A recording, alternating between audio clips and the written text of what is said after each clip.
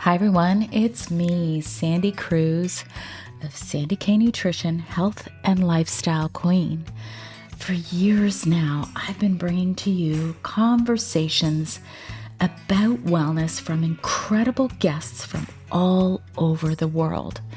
Discover a fresh take on healthy living for midlife and beyond, one that embraces balance and reason, without letting only science dictate every aspect of our wellness.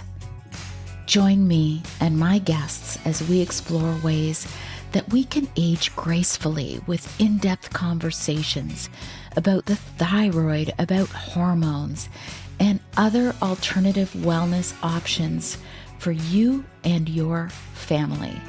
True wellness nurtures a healthy body, mind, spirit, and soul. And we cover all of these essential aspects to help you live a balanced, joyful life. Be sure to follow my show, rate it, review it, and share it. Always remember, my friends, balanced living works. Hi, everyone. Welcome to Sandy K Nutrition, Health and Lifestyle Queen.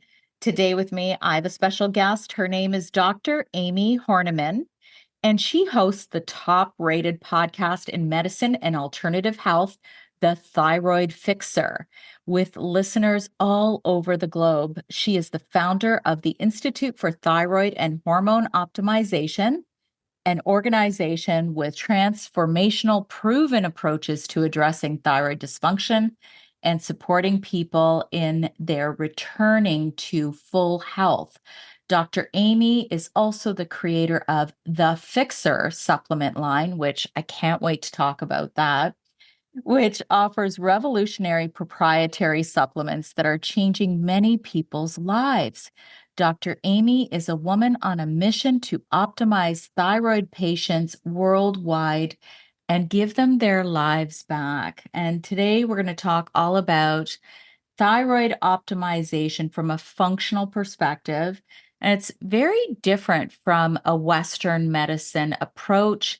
And everybody who's listening, you guys know how much I love to talk thyroid. So with that, welcome, Dr. Amie. Thank you for coming. Hey, Sandy. My pleasure for being here. My pleasure. Yeah. So, of course, I'm going to ask you, why are you so passionate about thyroid health? Well, because of my own pain to purpose story, like many of us have that land in this space, right? So, and like many thyroid patients, many of your listeners, I was misdiagnosed and I was misdiagnosed 6 times. So my symptoms started occurring about 20 some years ago. And at that time, I was getting ready for a bodybuilding competition. And I was doing figures. I was on the feminine side, but you still had to prepare by pretty strict dieting, fish, chicken, broccoli, asparagus. You're going to the gym once, if not twice a day, really with the goal to get your body into a lean, athletic, but yet, shapely and muscular, low body fat state. And then you step on stage in a bikini, which actually, when I say it out loud, sounds a little bit crazy, probably is. But I really liked the challenge back then. I really liked that challenge of getting my body into that particular state and then competing. So I had done many of these. I'd done so many shows, so many photo shoots that I dieted down for. This one particular show I was getting ready for, that is when my body rebelled against me. And I didn't know what was happening at the time. I had to step on the scale weekly to report back to my coach, because we all need a coach. Can't think for yourself when you're doing these things. Can't think for yourself on a day-to-day basis about what you're eating, right? Yeah. And I would report back to him, and every week the scale would go up. And I mean 5 pounds, 10 pounds, then I'm up 15 pounds. And I didn't know what was happening. Like I'm blaming myself. I'm thinking maybe I'm eating too much. Maybe I need to work out more. And then you start taking this this judgment thing on. Like everybody at the gym is judging me. Oh my God, they're looking at me thinking, oh, she must be eating the donuts. Maybe my coach is thinking I'm not even following his plan. I'm totally going off the rails. When in reality, I was doing everything and then some. Mm. So by the time that scale hit 25 pounds, and I'm 5'2", so me too, right? Yes. I mean, okay. So I always tell people, what if I were to go get a 25-pound weight, and strap it around your back and tell you, go ahead and walk around with this all day long? You'd be like, you're crazy. My back's going to hurt. I'm going to be tired. Well, that's exactly what we feel like when you strap on an extra 25 pounds. It's not even, no, it doesn't work. The body doesn't like it.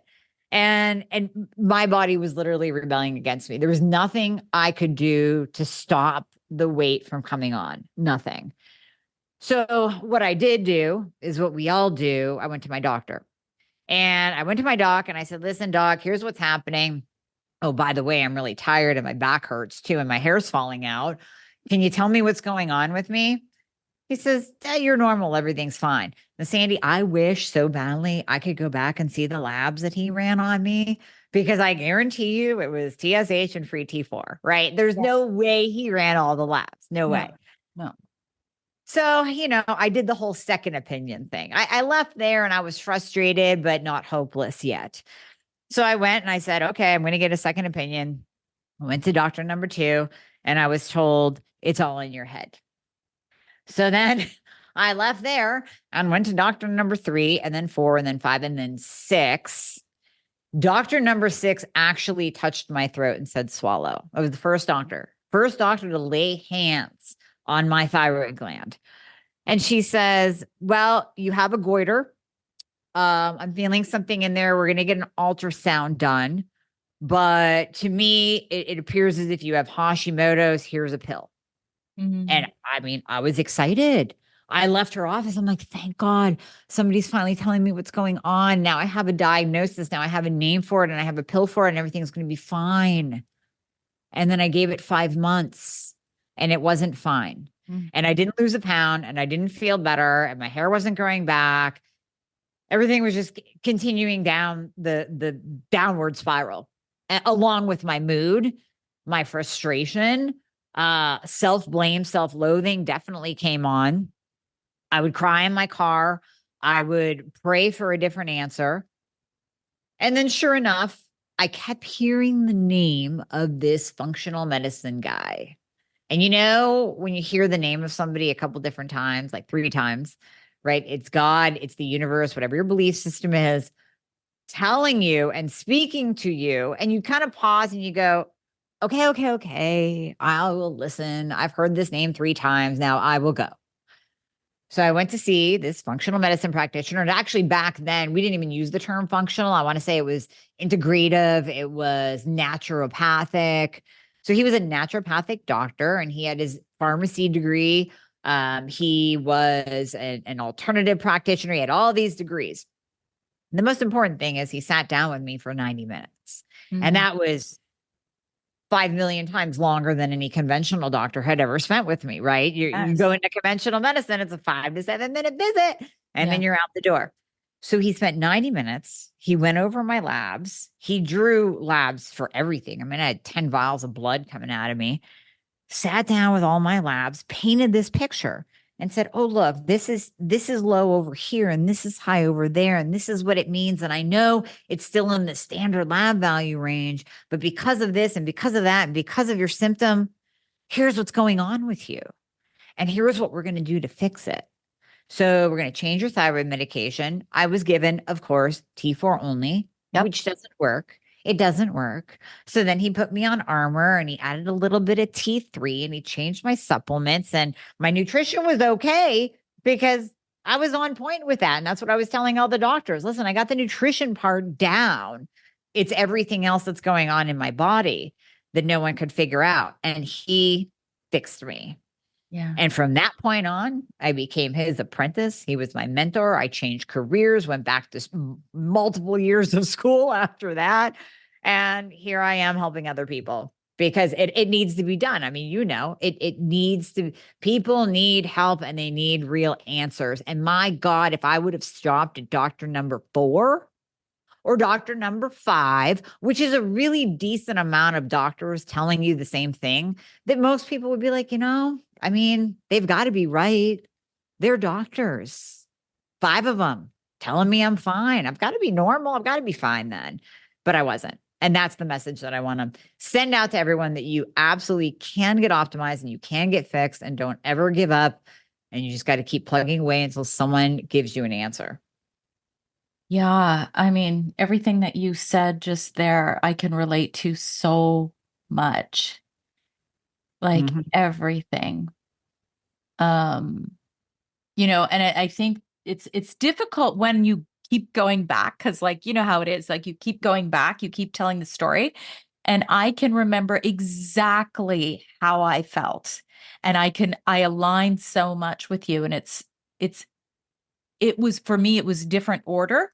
For me, it was after I had my thyroid completely removed, and I was told that I would be healthy and normal and fine just by taking that T4 only, and everything would be exactly the same. So I think it's really important to outline, because I don't think people understand. I remember when I was diagnosed with thyroid cancer, this was in 2011, I actually didn't even know how important my thyroid was. I was like, okay, I know it's something in my neck. I think a lot of people don't realize how crucially important this little gland is.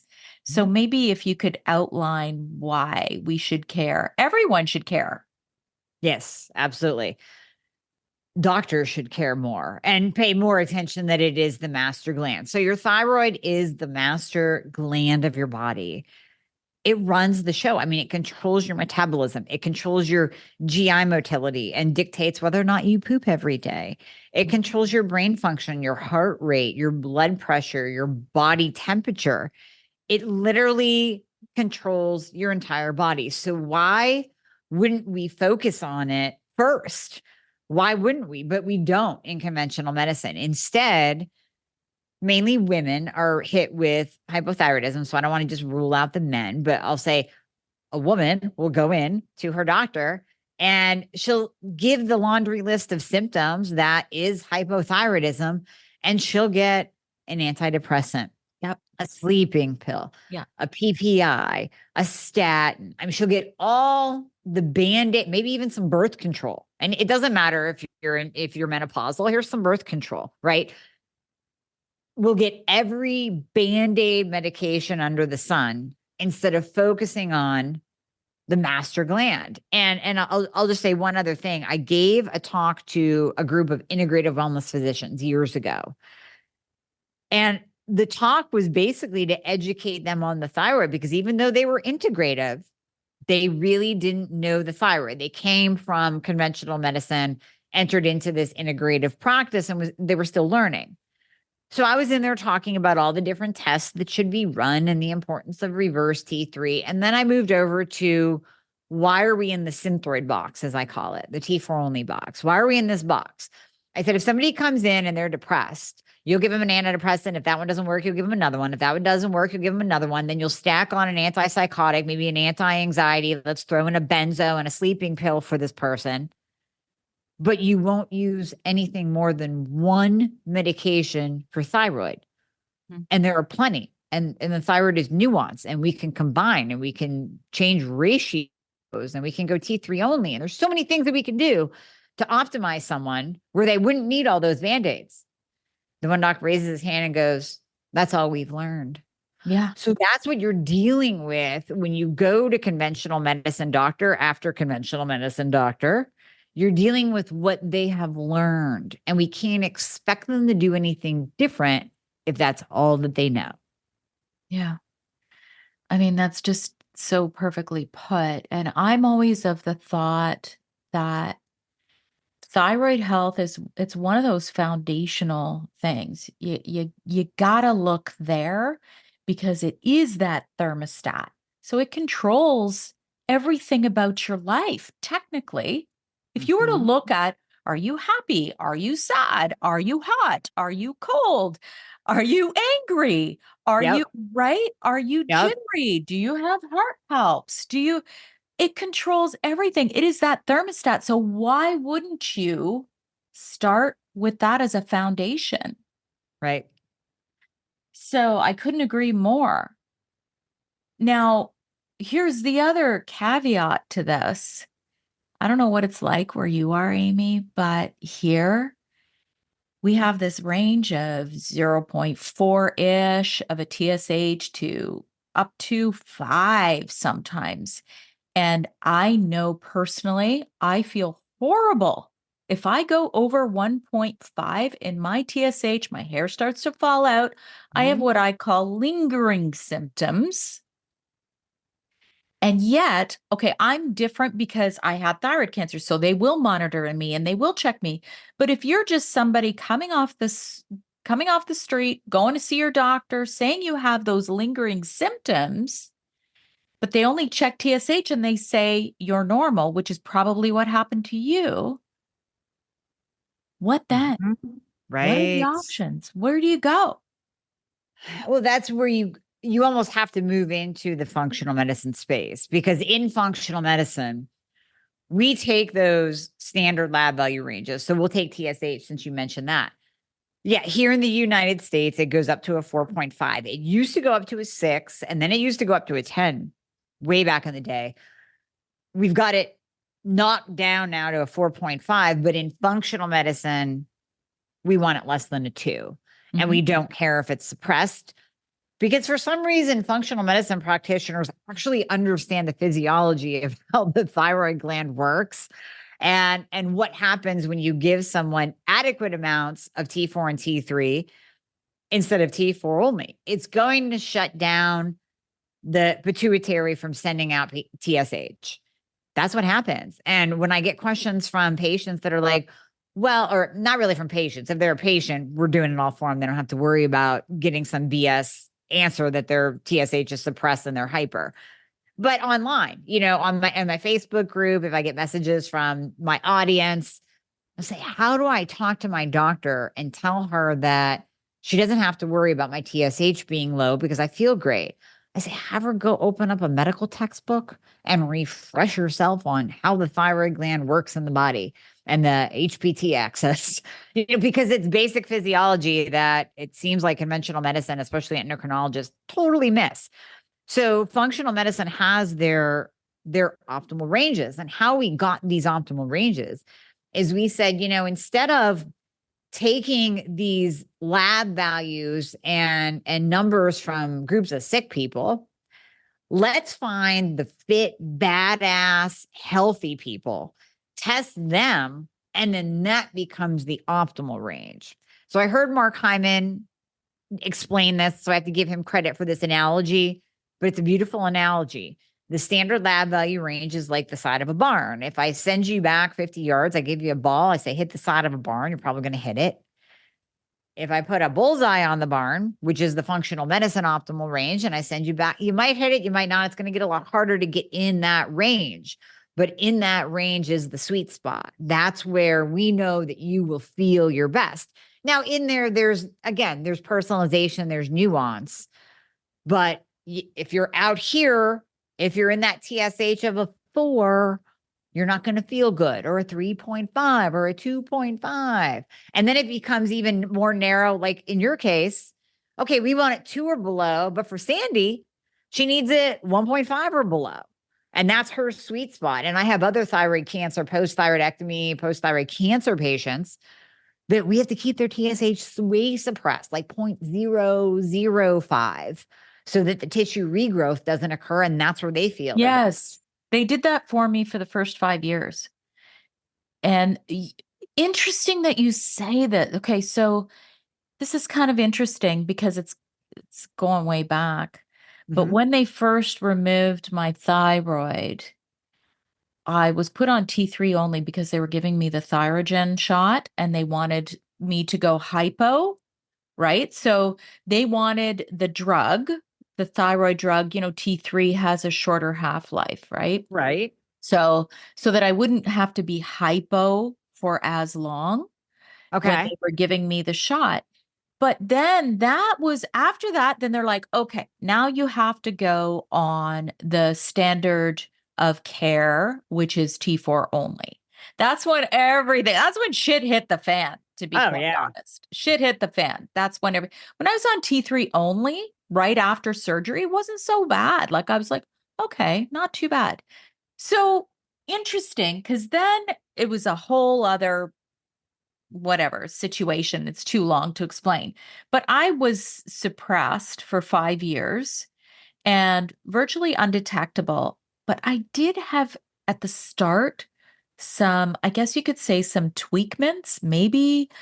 I don't know, energetically, my body, because I did have some heart palpitations, I did have Mhm. some sleep issues. Okay. So, does that make sense to say that maybe if you do remove the gland or ablate the gland, that there may be some adjustments before your body's going to be okay? What do you think of that? Oh yeah. I've spoken to many patients that have signed on to work with me or my team, and they're almost pre-planning. They're going, okay, I've been diagnosed with thyroid cancer. I'm scheduled to have a thyroidectomy, and then I want to start working with you. And I always tell them, okay, after that thyroidectomy, it's going to appear that you're fine. You are going to be like, why do I need anybody's help? I feel fantastic because, as you know, you get a little bit of a thyroid dump when they remove your thyroid. And for Yeah. some people, it'll last a week. Some people, it'll last a month where their thyroid hormones you're almost in a hyper state. Like it's like this, woo, this rush. And you're like, I'm good. Thank God I got this thing out. I feel great. And then 1 to 4 weeks later, the hypo comes on, and then it's a crash. And then it's, oh my God, I feel so bad. Oh, I'm putting on the weight. I can't even function. I can't even think. I can't open my eyes. I'm so exhausted. My hair is falling out.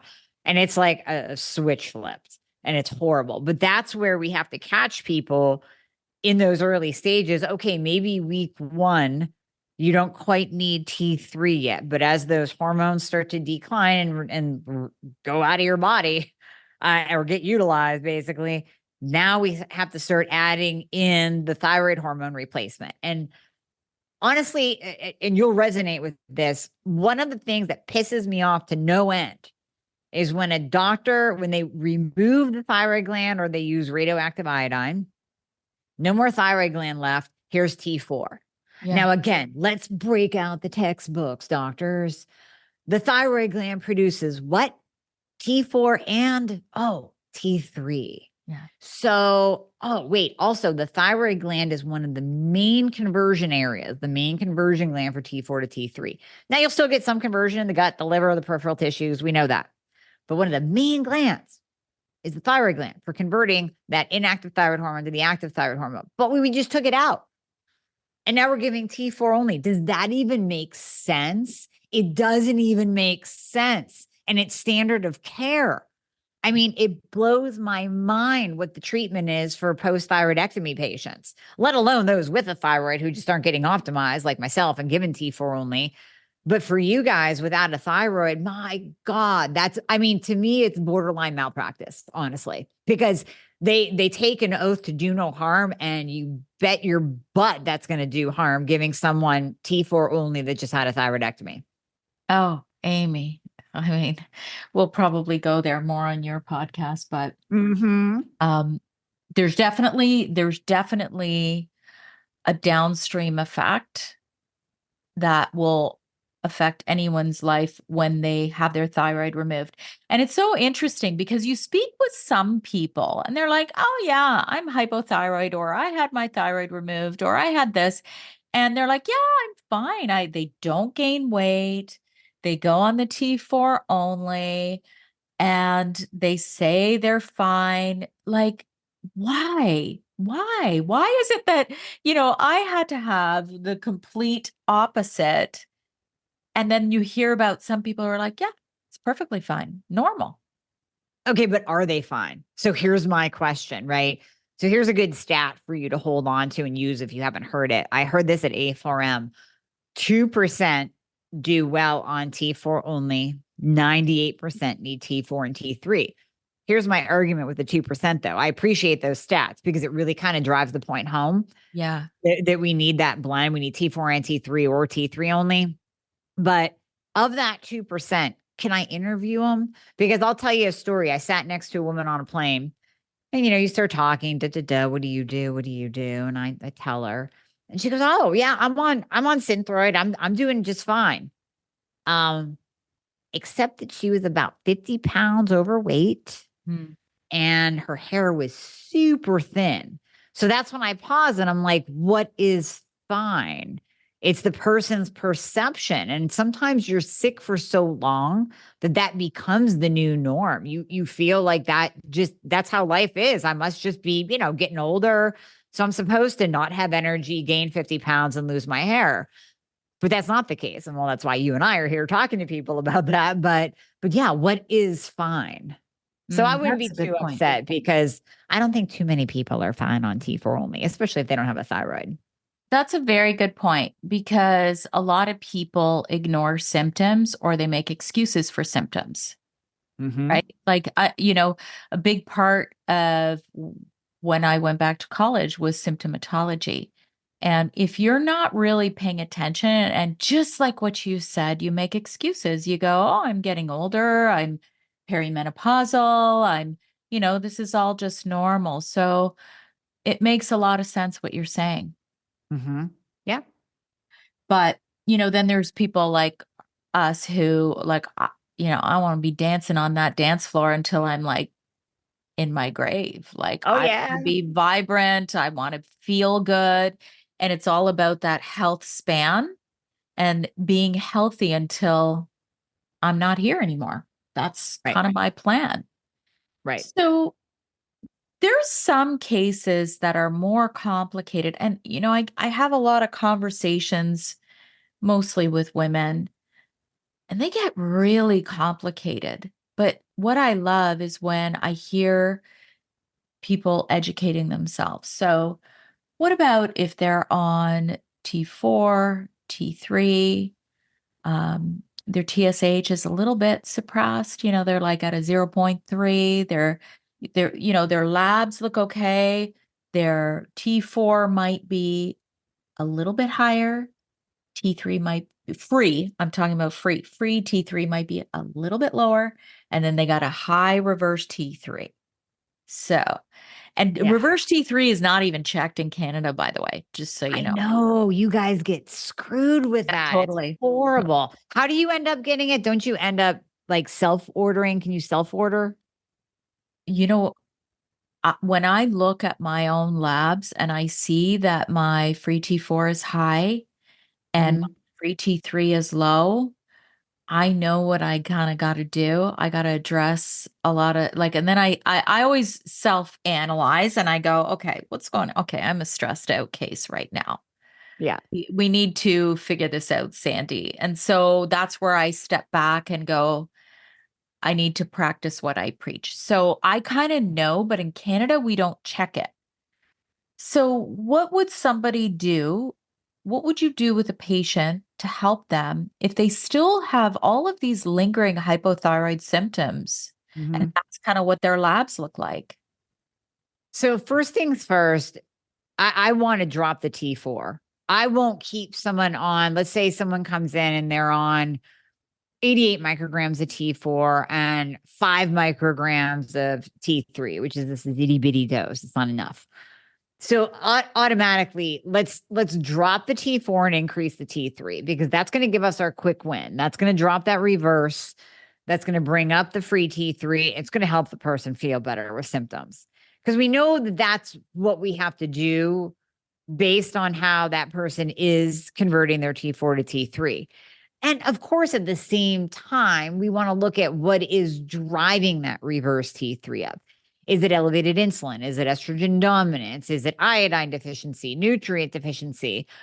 But here's the thing, sometimes it can be a genetic predisposition of non-converting. So the D101 and D102 gene. Now, my story is I was put on Armor and T3 in the beginning when I met my mentor. Through the years, it worked at first and then it started not to. And we started changing over. Then we used Synthroid and T3. And then at one point in time, he goes, you know what? I want you to pull the Synthroid and just go T3 only. And I felt amazing. And the reverse T3 wasn't elevated. And by elevated, I mean out of the optimal range. So we want reverse T3 below a 12. So it wasn't elevated. And he said, just pull that. And then what I want you to do is after a few weeks that you're feeling good, I want you to put that T4 back in. I go, okay, I'll do that. Oh, I felt horrible. Went hypo again, gained 5 pounds in a week.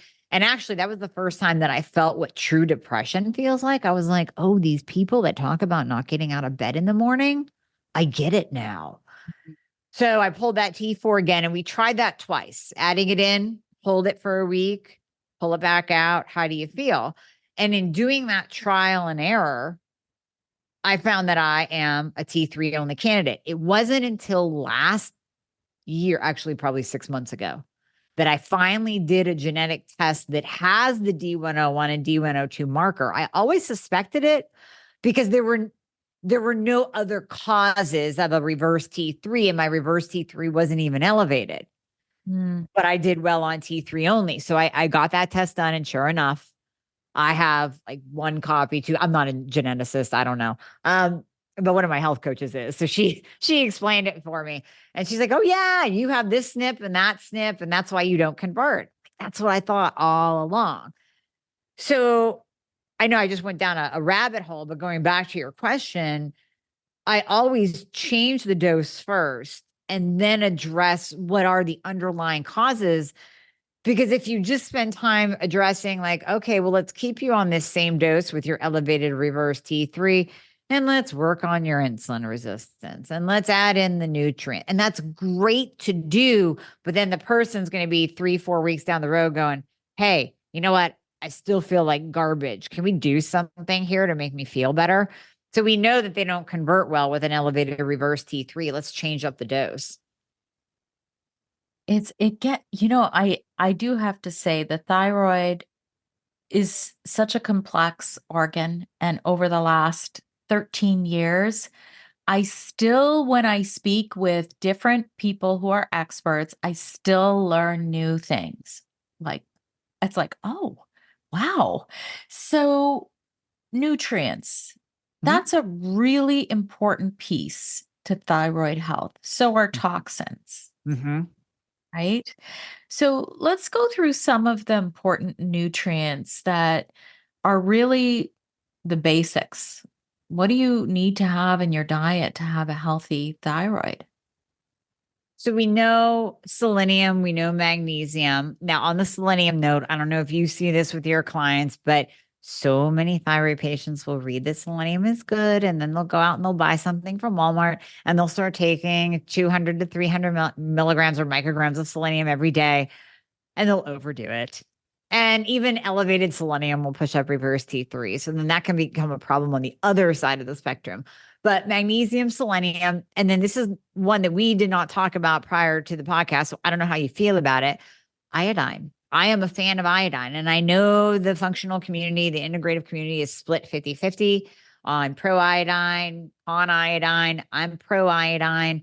I interviewed Dr. David Brownstein. I've read his books. He is just beyond knowledgeable in the area of iodine. And there's just too much evidence there for me to tell someone to avoid iodine. Now, we start low and slow. When I use iodine, as I do with all my patients, I'm not going to start you on 25 milligrams. Like, come on, let's start with, I like using a liquid. I like starting off with tiny little drops, because with the liquid, you can titrate.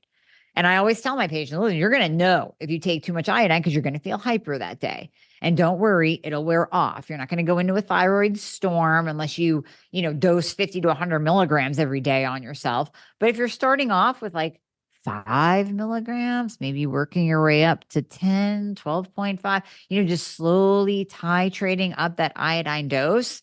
I mean, that's a beautiful thing. It helps lower reverse T3. It helps the thyroid gland produce T4 and T3. And then back to your toxin comment, we know that the 3 halides that are toxic to the thyroid: fluoride, stop using the fluoride toothpaste, chlorine, which is in our water supply for sure. So if you can't afford a whole house water filtration system, for goodness sake, get something for your shower to Yes. filter that out. And then bromide, which is so hard to avoid. I got a couch over there with some pillows. I got a rug right there. I'm wearing clothes. I'm sitting on a cloth chair. If you live by a golf course, if you eat bread, you're exposed to bromide. It's a fire retardant that is actually put in our food supply. So bromide is incredibly toxic to the thyroid as well. Now, what will happen if we're exposed to these toxic halides, which we all are, the receptor site on the cell for iodine can also accept those 3 toxic halides. So if you don't have enough iodine in your system to attach to that receptor site, what's going to attach to the receptor site? A toxin. So when we have enough iodine in our bodies, that kicks out the toxic halides out of that cell receptor, and the iodine takes its place instead. So iodine is also used as a detox, and rightly so, because it's literally protecting our thyroid against those toxic halides. Yeah, I definitely align more with you. I've heard opposite to this. I've heard that, we know that one thing we do know is that too much iodine can exacerbate thyroid. Yeah. Yep. Exactly. I remember so long ago, Amie, I was working with a practitioner and we did an iodine loading protocol. And this was before I went back to college. I'm like, because what happened, I had thyroid cancer and I also had a breast tumor at the same time.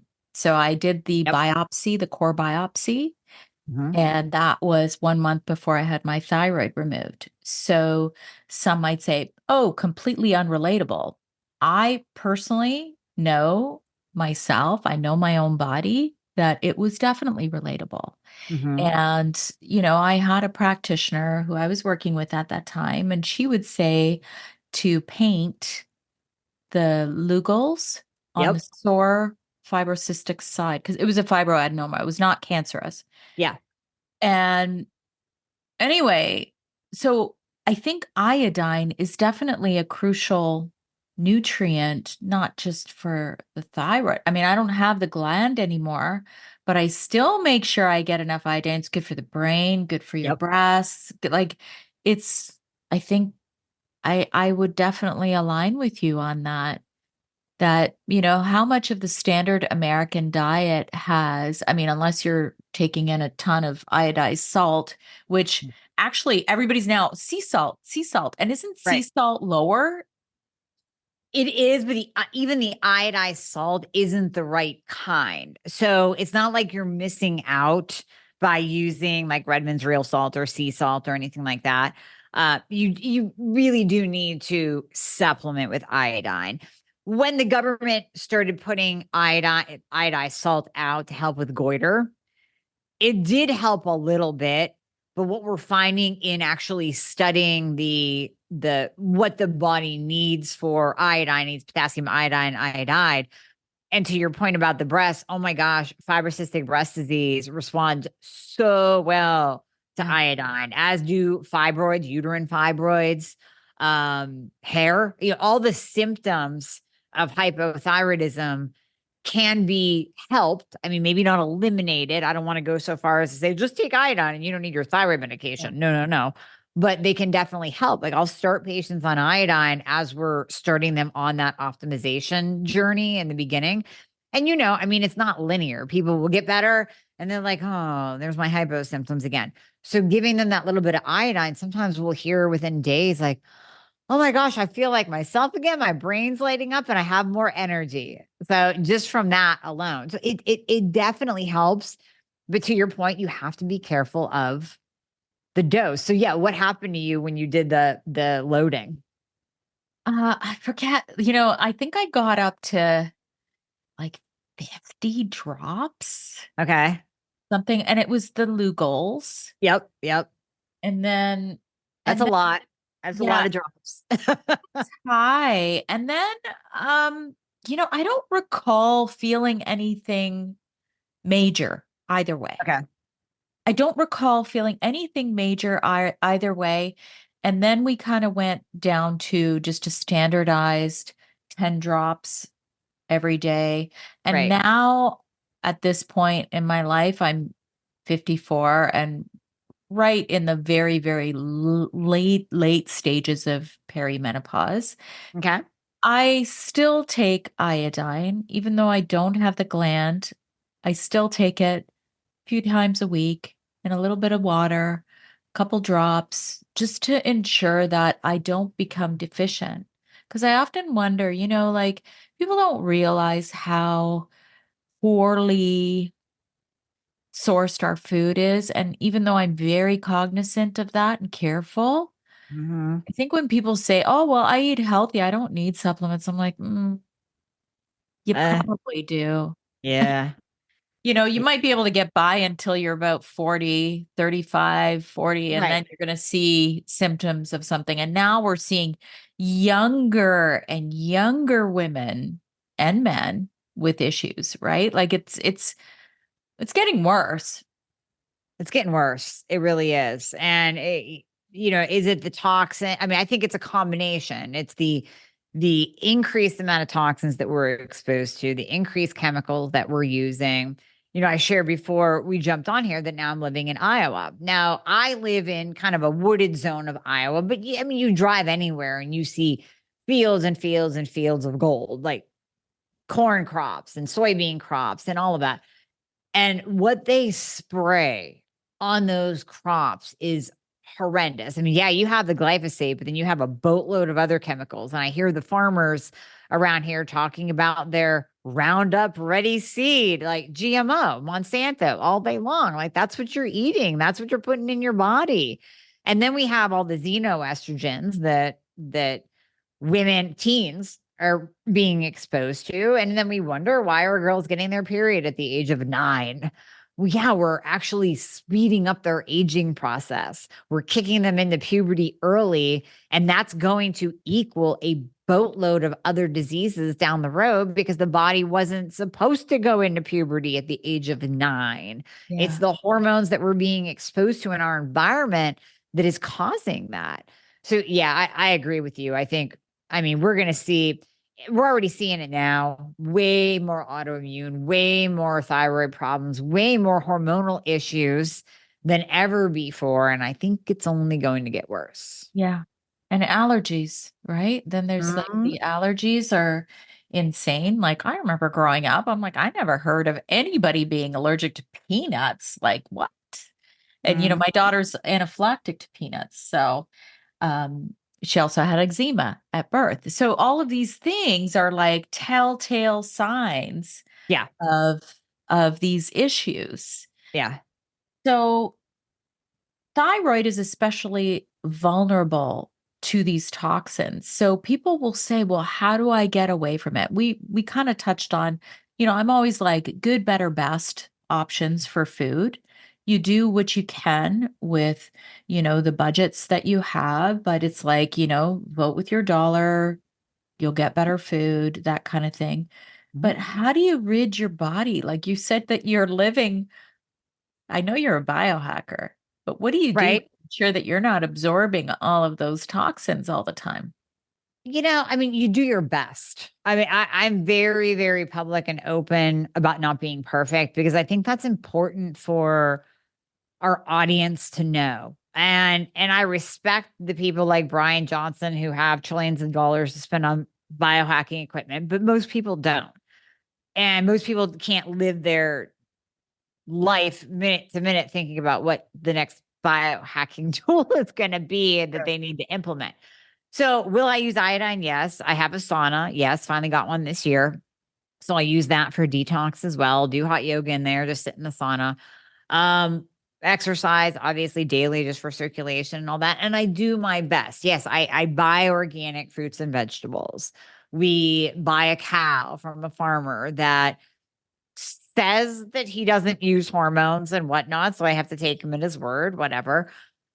you do your best, but am I 100% perfect? No, no, I'm not. There's certain shampoos that I like that have parabens, but they really do well on my hair. There's a concealer from MAC that I like. I Yeah, mean, yeah. I'm not going to go crazy trying to protect myself at 100%. If I can hit 80%, that's a win. Oh, you and I are so aligned in that because it's always about the 80-20 rule. And so I actually look at my nails. So I took off my gel nails. You did, I did girl. it. I did it after 6 years of no break. I never had Okay. a break. I wasn't one of those people I didn't do the tips, but I did the gel overlay, on Yeah, my own yeah. nails. Anyway, I took it off because I looked at my thermography report. I know it freaked me out, Amy, because I Good. was like, oh my God, my nail beds are red. And then they reported unusual, um, what did they say? Thermogenic activity on my nail beds. I'm like, okay, I gotta go take these off. This is my sign. But I was having wrist problems, hand problems. So it all connected to symptoms, which is Interesting. why I'm always like, everybody's so bio individually different, and how it affects you would affect different people Mhm. differently. You get my point. Yep. So I think we should move on to estrogen Mhm. because that's a big topic. And the one thing a lot of people who are listening, they're perimenopausal or menopausal, and they see their thyroid, if they've already had thyroid issues going up and down and all around, or they develop new thyroid issues right around menopause. So, how is the thyroid connected to estrogen? So it has a this way and that way connection, meaning, as we said earlier with reverse T3, you don't want to be in an estrogen dominant state because that could push up reverse T3 and can really have an effect on your body's own production of thyroid hormone. You also don't really want to be in a low estrogen state because now you have symptoms overlapping. This is why I have the whole concept of when I treat patients, I say we do both and, meaning you're not going to come to me and we're just going to do thyroid. We're going to do hormones too. Because if we don't look at hormones, if we don't look at insulin, if we don't look at ferritin, if we don't look at your nutrients, if we don't look at everything, what's the point in just focusing here? All that's going to happen is you're going to tell me, okay, yeah, I feel a little bit better, but I still have this symptom and that symptom. I'm still bloated. I'm still gaining weight. My hair is still falling out. Well, again, let's look at hormones. And specifically, when we look at estrogen, having an optimal estradiol number is vital for longevity. So really, when we look at thyroid, it's kind of more about the here and now, we'll say. It's I want a metabolism. I want to feel good. I want my brain to work. I want to be able to go to the bathroom. Like that's the here and the now. Estrogen has a little bit here and now, definitely helps your brain, helps with vaginal dryness, vaginal atrophy, helps with water retention. It definitely helps your hair. But when we look long term, having an optimal estradiol level specifically is going to reduce your risk of Alzheimer's by 67%. It's going to protect your bones against osteoporosis and osteopenia. It's going to be cardiovascularly protective. It's going to help your skin not wrinkle and not age quickly because estrogen provides a baseline for collagen and elastin production. It does so much in the long term. That's your bone, brain, breast, and heart protection with estradiol. Now, the other hormones come in and help with that too. If we looked at the benefits of progesterone, the benefits of testosterone, they're going to cross over with estradiol as well. And all those are going to cross over with thyroid. So we have to do everything at the same time. There are huge, huge benefits to optimizing the thyroid, tremendous benefits to optimizing thyroid and hormones together. Yeah, it's so funny because until my estrogen really started to drop, I was coasting along, Amy. I was feeling Yeah. good. I was like, this is good. And then when estrogen dropped, it was just a kind of a shit show of symptoms. And that included rapid weight gain. It included my HbA1c went up to 6.1 Oh, in a matter of, I think it was 6 months. So I think it was, I just looked at this February of 2022. My HbA1c was 5.5. October 2022, I started to get some hot flashes. I'm like, oh, is this menopause? And then at the same time, my HbA1c was 6.1. So it's like and then, the rapid weight gain, it was like everything, it was like a storm. And I'm like, is it thyroid? Is it menopause? What is it? And, the symptoms, like you said, can absolutely cross over, especially if you know you have thyroid disease or if you're chronically hypothyroid, like you would be if you don't have a thyroid gland. mm-hmm.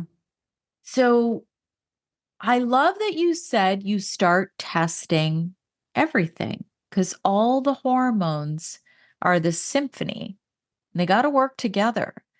So, okay, what would you do with a patient like that who all of a sudden started to get menopausal symptoms, like estrogen completely crashes? Like, what do you do? Where do you even begin? Let's bring in the bioidentical hormones. Yeah. I mean, they're a beautiful thing. Let's replace those hormones that are no longer being properly made. Because here's the thing, we now know enough evidence is out, even in the fake news world, right? Not just the functional world, but in the actual Wall Street Journal world, that hey, it turns out that study that was done, that Women's Health Initiative study that scared the bejesus out of every doctor and woman, and everybody got their hormones ripped out of their hands. Yeah, we were wrong. Yeah. And now the authors of the study are coming out, tail between their legs, going, yeah, so we probably didn't do that really well. So, you can use your hormones again, ladies. We now know that hormones are safe. We've known that forever. The general population needed to hear that from the authors of the WHI that ruined hormones for everyone so many years ago. So now we know that hormones are safe. And we also, when we look at the animal population, we know that animals will basically start their decline when they can't reproduce anymore. I mean, that's when disease state starts coming on. And it's no different for us. Hormones give us life and hormones protect us. Just like I said about estradiol, 67% reduction in Alzheimer's. So now we can use bioidentical, meaning identical to what your body made when you were 20 years old. We can use hormones that are damn near identical to that to support your body and allow you to age truly gracefully and have you be an amazing badass into your 70s, 80s, 90s, and you're feeling fantastic. So why not use them? We have them. Why not use them? Yeah. I often wonder because I ended up having that was a whole other, I guess, detour because I went and became a certified metabolic balance coach, lost 4% total body fat, had to make changes, not to technically really what I ate, but it was more how I ate. And Mm-hmm. you're going to find this really interesting because we were talking about biohacking. All of this happened while I was intermittent fasting. Uh-huh. So this Yep. is the I'm not thing. surprised. Right. But this is what I mean. Like, so I call it the maniverse, Amie, because woman to woman, we know that a lot of the things that these big names in podcasting and the biohacking world and the wellness world, these men that they talk about, they're not based on women. Mm-hmm. Yeah. Yeah. So, I know. I agree. I love Mindy Peltz. With her, fast like a girl, her whole concept of fasting. But outside of her, honestly, I tell women, like, please don't listen to other influencers tell you to fast because you're going to tank your hormones. And I was just at an event with Ben Greenfield. I've been on his show, but we were talking about that intermittent fasting thing. And he even came out and said, yeah, this whole intermittent fasting thing, it's ended up, tanking people's thyroid and tanking their metabolism. And I really don't like women to go over, 12, maybe 14 hours in a day. Like, Yeah. thank you. You're the first dude that has come out and said that. Like, thank God somebody is saying that to these women. Yeah. I had a feeling you would align with that. Mm-hmm. So tanking the thyroid, I don't know if there's enough research on this, but here's just a thought. Because I was actually just posting about this recently about how everyone and their mother's going on Ozempic. Oh God. Yep. So I wonder, because I'm like, listen, it's like we live in this world of easy. Let's take the easy way out. And I'm not saying there's not a place for it. There absolutely is a place for it. But you're seeing a lot of these celebrities who might be like 5 pounds heavier than they should be, or they feel comfortable at. They go on Wegovy or whatever, Ozempic, whatever the brand name is. And then they get so skinny, they're not eating. So, what does that do to the thyroid when they get off of those drugs? Yeah. So I think, the more we have these drugs in play, and I call them the Beverly Hills soccer mom drug of choice for weight loss, because so many women are abusing it totally. Here's the thing. Here's the side note: is they are amazing medications for those who are obese, who Yeah. have type 2 diabetes, who have maybe even, some of my patients have 50 to 100 pounds to lose, and it's going really slow, or they hit a plateau, and just when we balance out 50 to 100 extra pounds on the body and the detriment that can do versus the side effects of the weight loss drugs, we'll take the weight loss drugs and we'll go low and slow so we can get that weight off and make them healthier. People who have 10 to 15 pounds to lose that are using this, and we're seeing more and more come out. So now we know it does burn muscle. It burns the fat off of your face. There's such thing as Mounjaro face. Yeah. And I played around with it. When it first came out, I experimented because I like experimenting on myself so I can bring it back to my people. Yeah. And I had to get fat put back into my face because I look like Skeletor.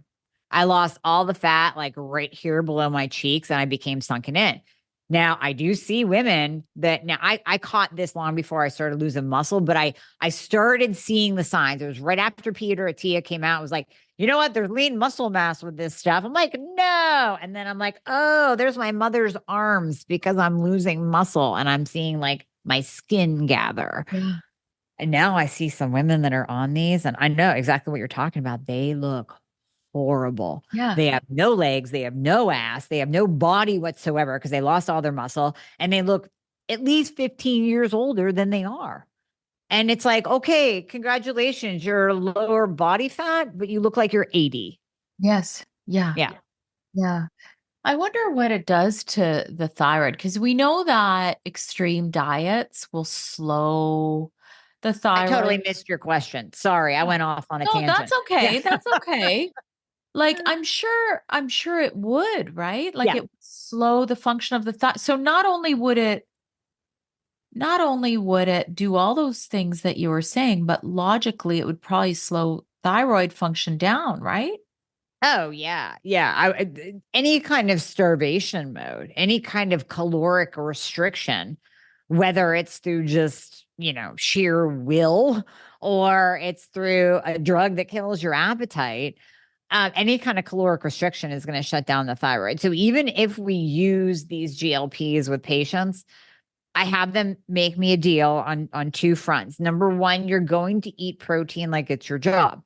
And I don't care if you're not hungry, you can sip a protein shake. So blend that protein shake up with 2 scoops of a high quality bone broth based protein and make it 40 grams per shake. And if you have to drink 3 shakes in a day because you can't possibly eat anything else, then you do it. And you at least get your protein in and eat a beef stick and eat some Greek yogurt in between. I don't care. Get your protein in. Number two, you have to lift heavy because you have to keep on that muscle. And by, keeping the calories up and the protein up and then still lifting heavy to activate the muscle, that it helps. But if people don't do that and they go into this starvation, yeah, it's going to tank your thyroid. Yeah. And then what do you think of amino acids? Because that's something that I have really in the last couple of years gone on where, oh my God, Amie, you'd probably think I'm insane, but I used to work out fasted.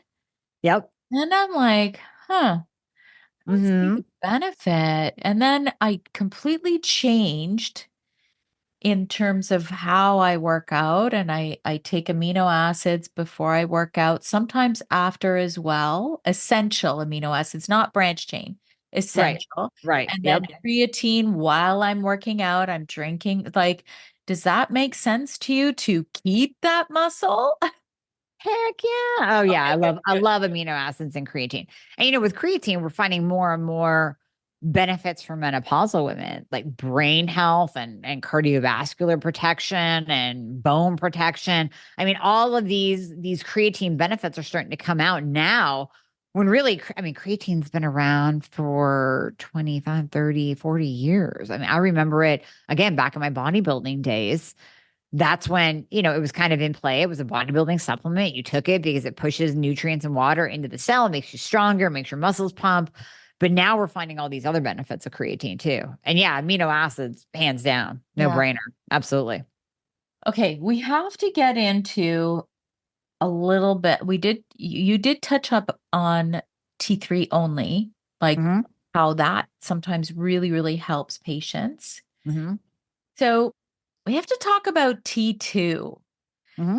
And I had done a bit of research on it. This was a couple years ago. So initially T4. Then I went T4. I went to my doctor and I said, can you please give me a little bit of T3? I think I'm a poor converter. So here I was telling him that.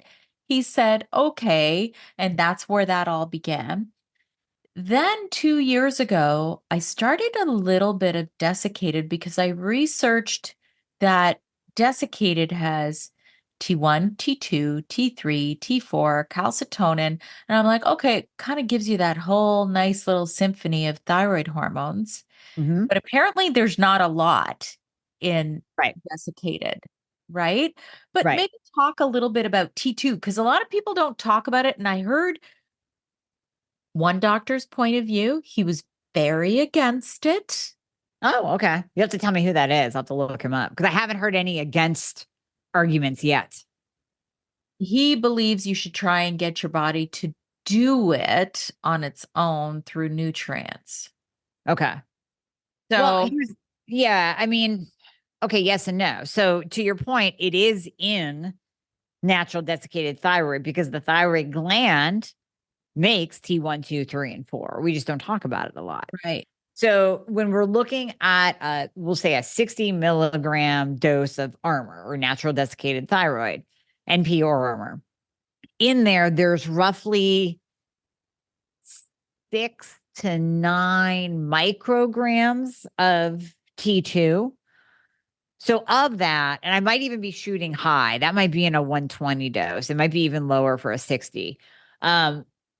But when we're looking at the studies on T2, 30 years of research has been done on this bad boy. And really, I only started looking at it about 15 years ago because it was in a bro science supplement. And I was using it with my patients that were stuck on T4 only. And this is before I gathered prescribers in every state. So now we can prescribe to every state, but back in the day, we couldn't.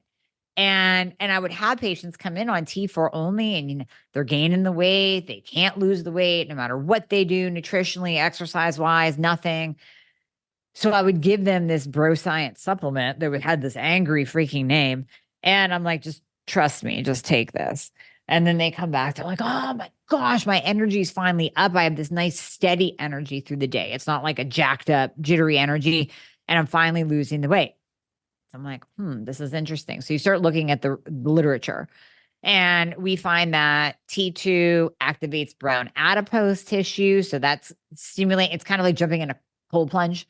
That's why we do it, right? To create autophagy and to stimulate that brown adipose tissue, which then improves insulin resistance. It makes us more thermogenic. It increases our basal metabolic rate. So T2 will actually increase your RMR without doing anything else. Now, of course, if you add on exercise on top of that, hey, bonus. It activates ATP production at the mitochondria level. And really the most important thing with T2 is that it can be taken by anyone, thyroid problem or not. So those who are stuck on T4 only, my God, yeah, take it, because it's going to give you something. And T2 can become T3 by attaching an iodine atom to it. So it can become T3. It's not going to readily become T3. So you're not going to take T2 and take your free T3 level from a 2.5 to a 3.5. Like, that's not going to happen. But you might get a little bit of a boost, a little bit more of T3 in your body from the T2.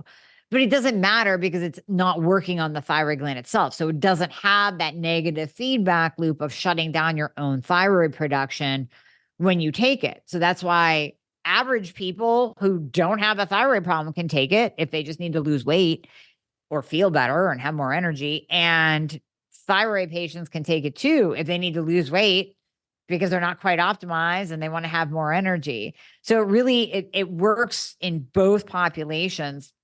And I'll say one other thing about it, back to the burning fat versus burning muscle.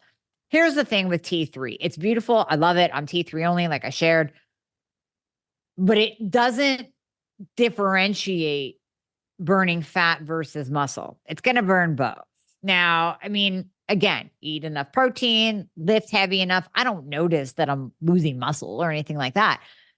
But when you look at bodybuilders, they were the OGs of biohacking, because I got to tell you, we were trying everything on ourselves long before it came into the biohacking world, like peptides, SARMs, growth hormone, GHRP, all of it we were doing first. So when it comes to losing body fat, bodybuilders would take T3. They would abuse it, whether they had a thyroid problem or not. And I was watching an interview with one of these pro trainers, and he goes, I don't let my athletes use T3 because they're going to lose muscle. And then they're going to come out the other side of this show with a thyroid problem because of the negative feedback loop. And now they're going to need thyroid medication. Because I use T2 because it only burns body fat. It leaves their muscle alone and it doesn't create a thyroid problem. I was like, yay, good job, dude. Thank you for putting that out there, because I've been using it with my ladies too. And it's been a miracle. So finally, 15 years later, I formulated it myself and put it in a non-angry bro science product. So now it's in my Thyroid Fixer and my Metabolism Fixer. But the big question I get from people is, can I take it if I don't have a thyroid problem? I'm like, yeah, absolutely you can. That's the beauty of it. Oh, so I, I'm careful about what may potentially affect my medications. Mm-hmm. Yep. And I did do some research that it shouldn't affect No, medication. no, it should not. No, because it does not have a thyromimetic effect. It also doesn't have a cardiovascular effect. So, when you start taking T3, there are some people that are really sensitive to it. I mean, you give them 2.5 or 5 micrograms and they're like, oh, my heart, it's pounding, it's racing. T2 doesn't have the cardiovascular effect. So that's another way to, sometimes if I do have somebody that's really sensitive to T3, let's ease into it. Let's use T2 for a while. Let's get you some quick wins, a little bit more energy, some weight loss. And then, let's check your adrenals, check your ferritin, let's check your gut. Let's check all those things that are making you really sensitive to T3. And we'll try to add T3 in down the road. But this is a beautiful adjunct therapy for those who can't tolerate T3 as well. Okay, I'm going to have to talk to you more about this offline, because I'm like, because I've had so many extremes with how I feel. You get jaded, right? Like, you're like, oh God, like, do I want to go? I've even gone through a compounded stage where I was doing a customized compounding and they were using a pine extract for time release. And I'm allergic to pine. Oh, I ended up going really, really hypo. Anyway, I've had my share, Amie, yeah. of symptoms, but this to me sounds extremely intriguing because it's almost like when you're doing everything else and you go, what haven't I done? That's Hmm. the one thing I haven't done right there, the Yep. T2. So that Yep. might be somewhere I need to go. Now So, I have a random crazy idea, and you can edit this out if you don't want to do it. But what if we kept going and made this a joint podcast with two parts? Because oh, our conversation so far has been so fluid and like a conversation, and I love it, that I could publish that as a podcast, part one. And now I'm going to take over and ask you questions and kind of flow into that in let's part do two. it. Totally up to you, but I'm just Okay, throwing it out let's. there. I love this idea Okay. because So you'll just have to send me the recording. So yes. let's what you just said. So I'm going to ask you a question now. Okay, let's go. Okay, so you just said that you've been on a roller coaster, right? So can you get into, and I know your listeners have heard this, but I want my listeners to hear this too. What is your story with cancer? And I've not dove into thyroid cancer on the show yet, 400 and some episodes, you would think, right? But what is your story? And then let's talk about like what medication are you on? What were Yeah. those highs and lows? What are your roller coasters that you're dealing with? So let's discuss. Okay. So I can definitely now go back and say thyroid issues for me began postpartum after my second child. Hmm. So I can, I was never diagnosed with anything. And I don't think I have to be because now in hindsight, I can look back and go, okay, all of a sudden I didn't have any breast milk. I wasn't sleeping. I was a stressed out mess. I was a complete and utter mess. I Hmm. had, a lot of postpartum trauma. Yep. And I had a toddler as well, a husband who was traveling. So take all this into account. I got really, really, really skinny. I had a baby that had colic, didn't sleep for 8 months. So I can, and the breast milk, that was so weird for me, Amie, because with my first child, I had too much breast milk. I ended up getting mastitis twice. I had plenty of breast milk. It took me 2 years to lose all the weight because I had gained 60 pounds, but I was borderline toxemic with my first. So I think it started after my second child with undiagnosed issues with my thyroid. And I could pretty clearly say postpartum thyroiditis that developed into thyroid disease. So I would have been 35 when I had her, and I was diagnosed with thyroid cancer at 41. And it was an incidental finding. So one day, I have to go 1 year before I was diagnosed. My daughter was diagnosed with cancer. She was 5 at the time. So compounding stress. Oh my God. Yeah. Yeah. So I can say this is why I'm always like, why do they have all of these, baby visits, but nobody really check? Maybe things have changed because this was going back in 2005. She was born. Not enough care for the moms. Not Hmm. enough. Are you okay? Let's check all your blood work. Let's check Hmm. your numbers. Let's see what's going on with you.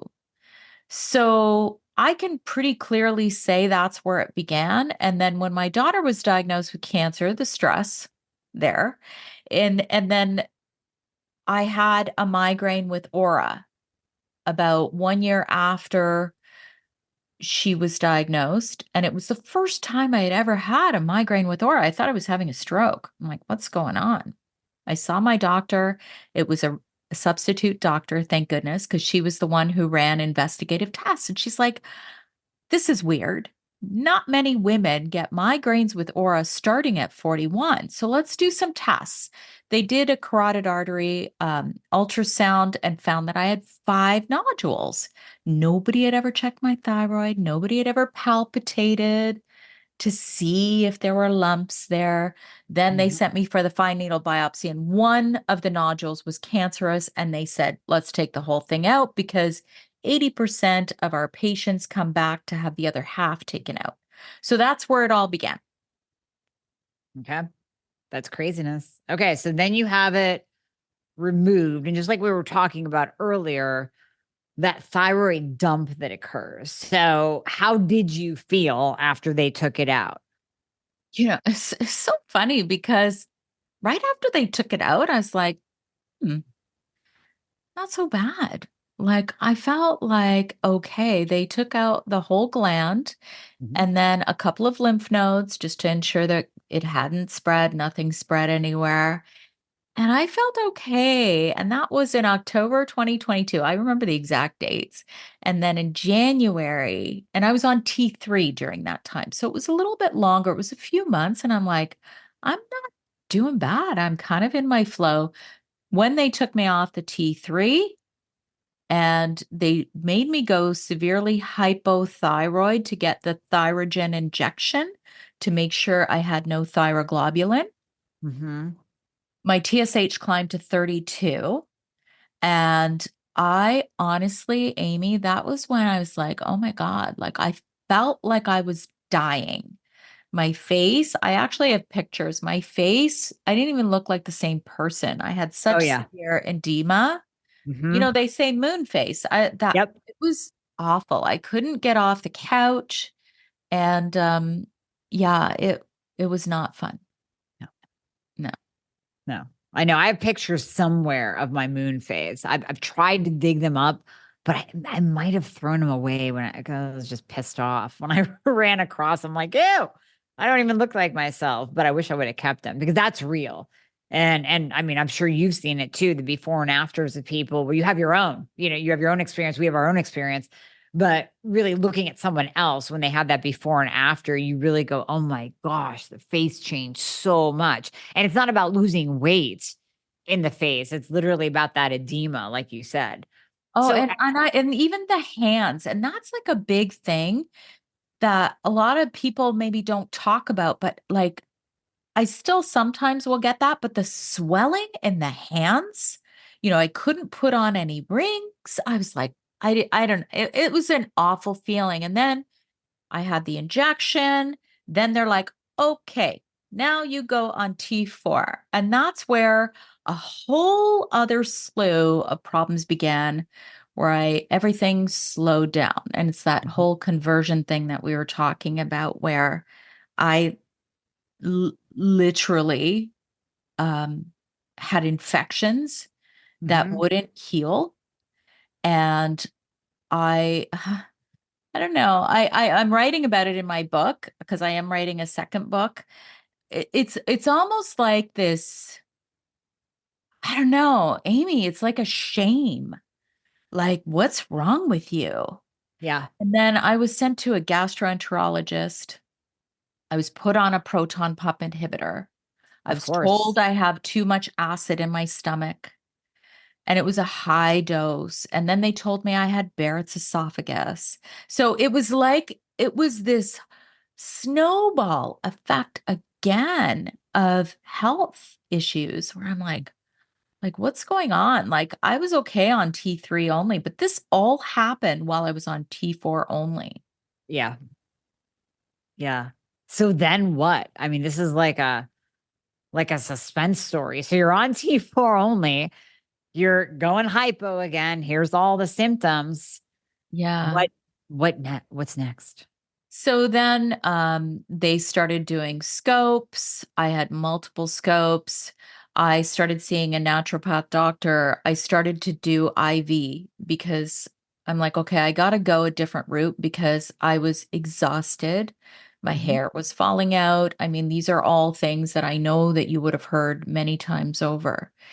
but it was the whole gut component that really threw me for a loop because when I started seeing a naturopathic doctor and I said, he's like, you can't be on these proton pump inhibitors for a long time because it's going to hurt you in the long run. So he tried to wean me off. I did everything. I went gluten-free for 2 years. I quit coffee for 6 months. We thought that the component was diet related. I completely overhauled my diet. This is all before I went back to college. And we went off the proton pump inhibitor for a year. I went back to have a scope and she said, well, now you have Barrett's esophagus. So now, not only did you have thyroid cancer, you're at risk for esophageal cancer. So I went back on the proton pump inhibitor. That was when I started reading Stop the Thyroid Madness. Maybe you've heard of that. Oh, yeah. Yeah. Yeah. Classic. Mm-hmm. And I started researching. That's when I went back to my endocrinologist, said, you need to give me some T3. Like, I Mm-hmm. read about this. I'm a poor converter. This is what's wrong with me. This will help the infections. Because the fact is, and I've never spoken about this publicly, I had been bleeding for over a year. Um, Oh, yeah, but it wow. was fissures, Okay. and um, it just started happening where and it was scary. I'm like, in all honesty, like, do you swear on your podcast? Yeah. Go ahead. I was like, what the fuck? Is this my Yeah. destiny? Am I gonna die of anal cancer like Farrah Fawcett? Is this what everyone's gonna remember me for? Like, this Oh, is what I thought was happening, Amie. And right. so it was, and as much as Western medicine does good in their part, I felt like I was harmed. I felt like this was really doing me harm because why on earth would they think that just because I have infections and bleeding and I was slow to healing, that this was because I had too much stomach acid? Like, are you kidding me? It set me on this pace of I just needed to learn more. That's when I started seeing the naturopath doctors. That's when I tried to wean, but I'll get to the whole PPI part. And I did all this stuff and repaired a lot of inflammation. I started doing IV therapies regularly just to help with adrenal function. Mm-hmm. So, the Myers cocktail Yep. and, Yep. high doses of vitamin C and it was like it was so good for me because I started to feel better. The T3, all of that. And then I was like, well, maybe I could go natural instead of synthetic. That was when I did my little trick with let's try to compound it. And then that was a big fail. Right. And I slowly weaned off the proton pump inhibitor, not off, down. Mm-hmm. And believe it or not, 12 years later, I'm still on it. Okay. Just a low dose. Very low. Okay. So what I was initially on like 60 milligrams, like it was one and a half of, it was called Tecta. I can't remember which one it was. And it was very high. And then when I had my follow-up scope, she's like, oh, looks like the inflammation has really gone down now. So I'm like, but I thought you said I had Barrett's esophagus. So I was very confused because I didn't think that that was reversible. Right. I mean, we hear that it's not. So have you tried using like betaine, hydrochloric I, acid, I take it digest, every day. all that, all the things, Yeah. right? Yeah. So Okay. I've done all that. I've tried bitters because then, Yep. to continue with the story, I went back to college when I was 46. Mm-hmm. So now I'm 54. So I went back to the Canadian School of Natural Nutrition, got my diploma in holistic nutrition. And I'm like, I got to help other people now. Right. But the whole thing with the PPI, it's actually, I'm still looking for a geneticist, somebody because I carry some weird genes, thyroid genes. I also carry a gene for CF, cystic fibrosis. Mhm. And I know that GERD and chronic heartburn. By the way, I didn't have heartburn until I tried to wean off the With the PPI. PI. That's Uh-huh. the crazy thing. So Right. I wasn't put on the PPI for heartburn. I was put on it because I had fissures and I was bleeding. And they said, and by the way, it never helped. It was when I went on the T3 that things started to heal and things started Oh, to actually repair in my body. interesting. Okay. Okay. So I have done everything in relation to diet, nutrition. Still to this day, I take betaine hydrochloric acid, pretty high dose, like 1,500 milligrams with every protein meal. I Mhm. also take a digestive enzyme. And I think that's the only way I didn't become anemic in my 40s Mhm. because I was also estrogen dominant. I had the high, I had a lot of blood clots and heavy periods. I had all of that, Amie. Right. So I think I hacked my own digestion. That's beautiful. Well, I'll connect you with my health coach that's an epigenetic human performance coach, by far the best with genetics that I've ever run into, ever. Yeah, So we'll figure out what's going on with you there. We'll yeah. figure that It's been 12 years, Amie. It would be out. nice to find a solution to finally I'm on the smallest dose now. I'm on, what is it, 20 milligrams of over the counter Nexium now. Okay. And then So what's your dose of thyroid then? What are you on right now? so I am on two different doses of Synthroid. I think is it 125 and 112? Hmm. 5 days a week, I take the higher dose. Weekends, I take the lower dose. Hmm. I take 15 milligrams, or is it I, micrograms of 3. desiccated. Oh, so that'd be milligrams of the desiccated. Yep. And then I take 2.5 micrograms of Cytomel twice a day. And it's so funny talking to my endocrinologist. He's like, I do not have any patients. I have one other patient, only one that he gives T3 to, but no other patient that's on such a complex mix. But it's like, it's my mix. It makes me feel good. And I'm good with managing. Obviously, I take handfuls of supplements. I can manage my medications, no problem. So it's a good Yeah. mix. It's custom, very custom. It's very custom, but that is the thyroid. Like we talked about earlier, it's nuance, it's personalized. You have to figure out what is going to work for your body. And then I'm sure all the things that you're doing too. So what is your go into your kind of personal repertoire with supplements? Now you don't have to go through all of them because I know we have boatloads of supplements in our house, you and I.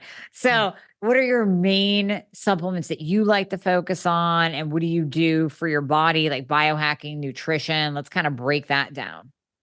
So I found that, like I was explaining in the first part, in 2022, I don't like labels, but if somebody wanted to label me, they could say I was insulin resistant. Okay. Yep. It was for a very short time. As soon as I saw it, I caught it. So I eat 3 meals a day, Hmm. 5 hours apart, Amie. I do not snack. Hmm. And the only time that I find my weight creeps back up again is if I develop a new habit. So last year, I started having a no sugar matcha every day, and I gained 4 pounds just like that because it was like another freaking meal. And then I'm like, holy shit, this is why I'm gaining weight. Then I stopped that. That kind of put me off track. Otherwise, I've been able to maintain. I do take a glucose stabilizer. So I've been using it's out of Sweden. It's called Sigrid, and it's a silica nanoparticle. Oh, Yeah, and that's interesting. they've actually done white papers on it. in comparison to metformin. Mm-hmm. Highly effective. So I do that. And then my estrogen can kind of play games with me right now in the sense that my estrogen completely tanked recently, and I put on 4 pounds just like that again. Yeah. So I'm like, okay, here we go again. It's like, with hormones, it's just like what you were saying in the first part. It's always about the mix of all of it together. So even though my thyroid might have been functioning okay, what was going on with my other stuff? So I do not ever snack anymore. And Mm-hmm. that's how I manage my weight. And I eat 3 meals. I start with protein. I know Yep. there's other glucose experts that say start with your veg. Nope. No, it's No. protein. Protein is just such a good, and it's such a good foundation. It's like a buffer for Mm-hmm. when I eat. So I'll even like, I'll have dessert, I'll have whatever, but I will not have it 2 hours later because that's me calling on insulin once again to say, hey, come lower my glucose. And then I run into problems. So I found that this is extremely helpful. And maybe it's helpful for other thyroid patients who have trouble with weight loss. Like, we were saying, listening to all these people who say fast and fast. I'm like, no, technically, I'll do an overnight fast of 12 hours, but I don't do more than that. Right. And then Right. supplements, oh my God, I take a lot. All right, wait, we'll stay on the nutrition because the more we talk, the more I'm saying the same thing in my head. Like, oh my God, we're so aligned. Like we're so aligned in so many things. So on the nutrition piece, and I love that you're doing the 3 meals a day. I love that you do protein first. That's yes, I'm in total agreement with that. How much protein are you taking in? And because you were insulin resistant, what are you doing with your carbohydrates, and what do you like to do with your clients that you see like, listen, you're insulin resistant? And of course we don't know if it's the thyroid causing the insulin resistance. Like in your case, you were eating great, but here's the insulin resistance popping up. Oh, here it is it the thyroid that's off and it just is dysregulating someone's insulin left and right? Or is it that they're legitimately eating too many processed carbohydrates and sugars? So what do you do with yourself and then with your clients in that realm? Well, for me, I definitely have a threshold for carbohydrates, meaning Mm-hmm. if the majority of my meal is going to be carbohydrates, I'm going to run into problems. I I don't really count. There were times that I was, keto. Mm-hmm. I was keto because I've done every diet under the sun since I have Yep. my thyroid out. And keto was one of them. And I think it put me in a really bad headspace with counting, Mm-hmm. macros. Right. And so I will try to have 25 grams of protein with each meal. Mm-hmm. And then if I am having a workout day, so I'm very cognizant of what's going on with my stress levels and how much I work out. I had been working out with a personal trainer for 6 years. I actually just stopped recently and just joined my gym. It's just too expensive, too Yeah. much. And I'm like, I know how to do this stuff. Why am I doing this? So it's always been twice a week for the last 6 years of mostly strength training. Mm-hmm. And on those days, I take in more. I take in more protein. I take in my amino acids. I take in all of that. Mm-hmm. Uh, in terms of carbohydrates, like right now, because I had put on 4 pounds just like that over a month, and then I found out that it was estrogen related. My estrogen just tanked. Mm-hmm. I am now more cognizant than I normally would be, meaning my carbohydrates would be a dark 100% sourdough rye bread. And I'll have like a tiny little slice with each meal, almost like just to ensure I get some nutrients that are going to keep me full. Yeah. Um, I change how I eat depending on what's going on. And right now I'm actually just kind of starting to come back from a not great phase of plummeting estrogen. It's not fun.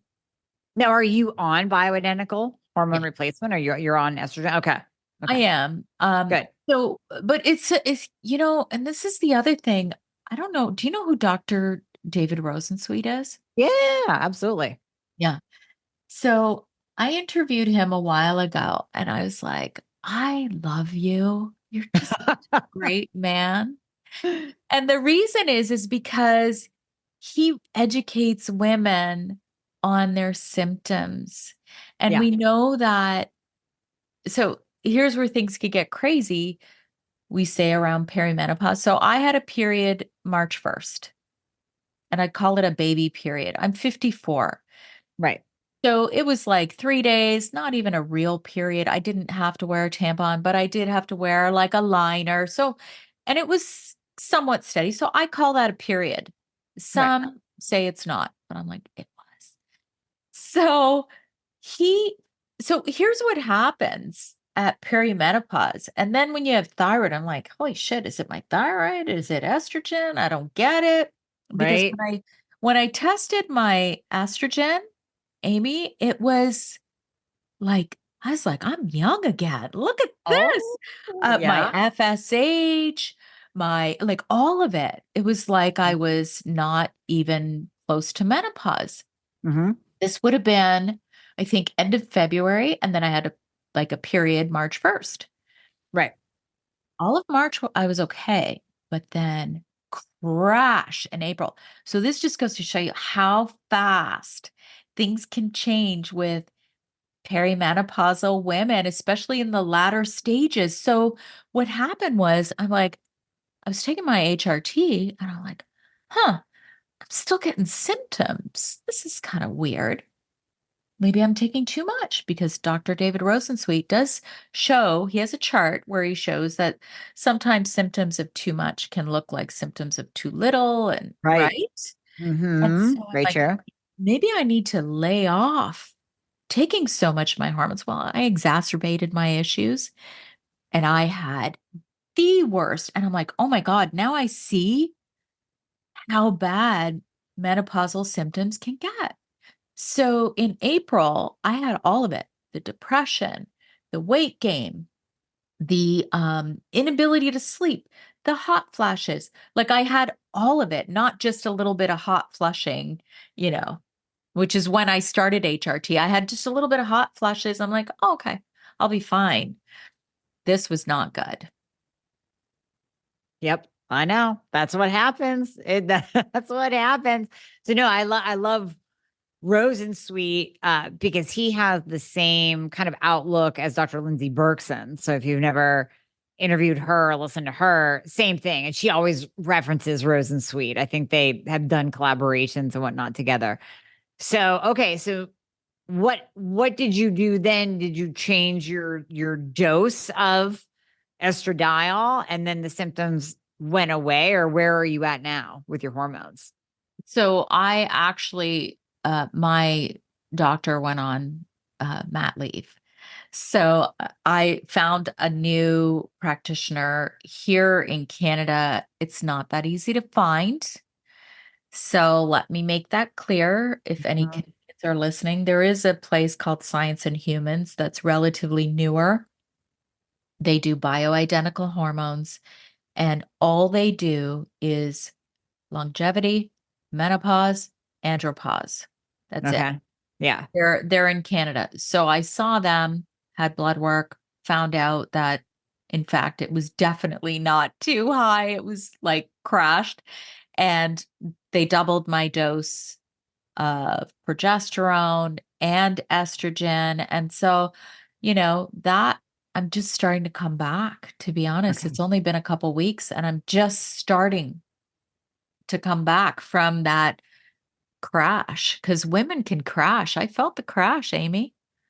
Well, you know what I love about your story is that you are really sending the message again of of just being real. And also, here you are, you're a thyroid expert, you deal with nutrition, you've been dealing with this for years, you've been optimizing yourself for years, and something shifted and it was like, uh-oh, here I got to change things up again. Here's some symptoms again. And I always try to tell my audience and my patients, progress is not linear. And just because we have you optimized today doesn't mean that you're going to be optimized a year from now because in your case, a month from now, because something can shift dramatically. Something just changes. Number one, we're women with hugely fluctuating hormones. We're much more complex than men. And then we just have life that occurs. And, to your point earlier, are you exposed to toxins? Or do you have an underlying infection that got kicked up, a viral load that shifted your body? Or is it just, something happened? We don't know what surged your estrogen to where you're like, oh, all my numbers are like, I'm youthful again. And I just had a cycle and I feel great, to literally coming down the other side and into a deep, dark hole. Sometimes you don't know, but I think your story is important for listeners to hear, that it's not always linear. And it doesn't mean that everything you've ever done is now shit canned. Everything you've done has built the foundation so that now, I would suspect, you will come back to your normal self, your normal optimized self, much more quickly than, let's say, 2 years ago. I agree. And then, I always say it's not like you climb a mountain, you reach that peak of optimized health, and then you never have to do anything again. It's like Right. we're constantly changing and we get a whole new body. What is it? Every decade, a whole new body. And Mhm. so, of course, we're going to always change. And Yeah. we have to be able to be flexible enough to change with it, but also to identify it. Mhm. So the thing is, even in end of when was it? Mid-April, both my kids moved back home. It was a lot of stress, a lot of rejigging, a lot of stuff going on, and finding kind of that new normal.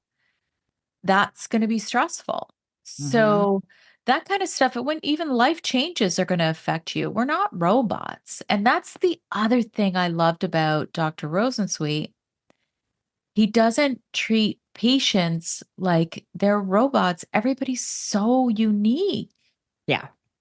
Yeah. Everyone is unique, and that's the thing. I mean, that's what you and I try to get out, that message to the world, is you can't do a cookie cutter anything. There's no cookie cutter nutrition plan. There's no cookie cutter supplement plan. There's no cookie cutter thyroid optimization or hormone optimization plan. Everyone is so unique. So talk to me, what do you like to do with your clients with supplements? So kind of go into what are your keystone supplements that you take every day? What do you bring in and out? And what do you like to do when you're working with people? So, to be clear, I haven't worked with clients in a year because I'm focusing on my podcast. And So, yourself. So yeah, that's not that's not yeah, bad. yeah, Right. yeah, yeah. And writing, I just finished my Essential Thyroid Guide and I'm writing, I call it my book, and it's called, the working title is Bridging the Gap Between Science and Soul, because I do believe that not everything can be explained by science, but science is important. So, I'm a little bit, you're going to laugh, I'm a little bit country, I'm a little bit rock and roll, I'm a Right. little bit about the woo, I'm a little bit about the science. I'm a little bit about both. And Love it. when it comes to supplementation, I'll tell you this story. This is a really interesting story. I had one client and she was a vegetarian. And you know how it is. Sometimes you get very close and you hear a lot of personal stories. Mhm. And she was at a breaking point in her life where, she wasn't sure on where to go. Let's just say she Yeah. wasn't sure on where she was going in her life. Mhm. And when I did symptomatology with her, I had a questionnaire. I looked at everything and I'm like, oh my God, girl, you are so low in methylated B vitamins, B complex Mm-hmm. specifically. Okay. And this is one of the foundations that I love for clients only because when you're under stress, when you're not eating well, when you are having a diet where you are eliminating food groups, you are probably not optimized in your B complex because B complex is water soluble in and out. It's Right. in and out. It's in fast, it's out fast. Mm-hmm. And even with my kids, I'm like, if there's anything that you're going to take when you're away at university, take a B complex, but methylated. So I'm sure you've seen people will go to whatever drugstore, buy something off the shelf, and they'll buy cyanocobalamin, which is Yep. made from cyanide. And it's like, okay, well, not all people, depends on your genetics, but it can do a lot of harm. So B complex is one of those staples. And while I don't I have a really opposing view on different probiotics. I do not believe, and this is going so against the grain, Amie, but I do not believe in soil-based probiotics. I'm And cool with that. I'm I'm you I'm are? aligned. Yeah, So I'm aligned. so here's the thing. I look at this and I'm like, my parents were farmers. Mm-hmm. Okay. We are talking as old school as it gets. Grew up in old Croatia, farming, poor. They did everything the old way.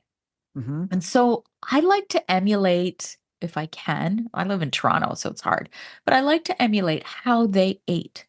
So eating with the seasons. Yep. And sure, you get a little bit of spore-based probiotics, but through inhalation, through maybe what's left over in the food. I just don't know if I resonate with taking mounds and mounds of soil-based probiotics.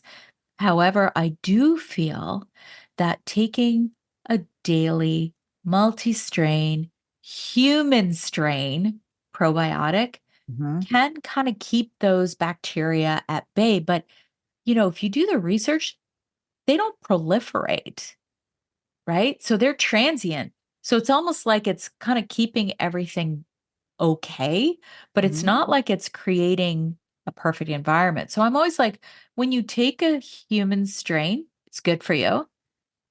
But, there are some that I am doing so much studies on. Like I'm starting to take L-reuteri. Have you heard a lot about L-reuteri? I've heard of it, but go deeper. I don't know enough about it to speak on it. So L-reuteri has a lot. Do you must know Dr. William Davis. He's the Wheat Belly. He Yeah. created the Wheat Belly series. So I interviewed him about a year ago, and he talks a lot about making your own L-reuteri. People don't realize how beneficial it is and how it can actually create a better environment. I actually tried to make my own L-reuteri yogurt. It was a bit of Yeah. a fail. So now I'm just taking it. Just And take it. It's I easy. just ate it. And but it can do a lot of beneficial things for brain health, for just overall digestion, and like people who are anxious, people who have other issues.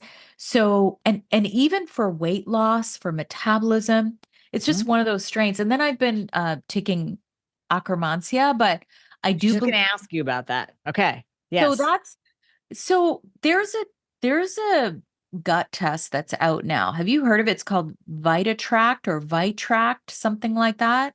Vitract?